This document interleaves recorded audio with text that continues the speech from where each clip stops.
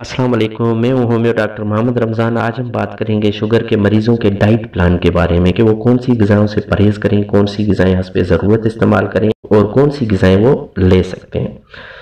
سب سے پہلے اپنے ڈاکٹر کے مشورے کے مطابق روزانہ ورزش کی عادت اپنیں، متوازن غذا استعمال کریں، ذہنی دباؤ سے گریز کریں، اپنی دوائیں روزانہ مقررہ وقت پر استعمال کریں، خون میں شکر یعنی بلڈ گلوکوز کی مقدار کو اکثر اوقات چیک کریں، سگریٹ نوشی بالکل بند کر دیں، اپنے پاؤں کا خاص خیال رکھیں، کٹ، پھوڑے، سوجن وغیرہ نظر آنے پر اپنے ڈاکٹر سے فوری رجوع کریں۔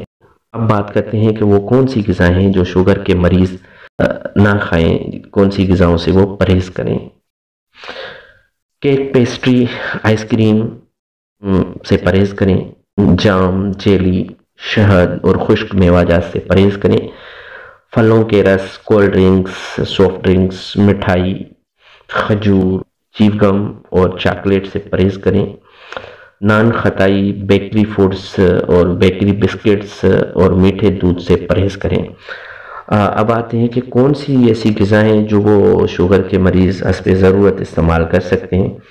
اس میں ڈبل روٹی، چاول، دلیا حسب ضرورت استعمال کریں، دالیں، نوڈلز، مچھلی، مرغی حسب ضرورت استعمال کریں، موسمی، مالٹا، کینو، آڑو، تربوز، پپیتا حسب ضرورت استعمال کریں، سیب، کیلا، گاجر، بھٹا حسب ضرورت استعمال کریں، پھلیاں، مٹر، دودھ بغیر ملائی کے، مارجرین، انڈا، پنیر، دہی، ڈائٹ ٹافی، کھانے کا تیل یا گھی حسب ضرورت استعمال کریں۔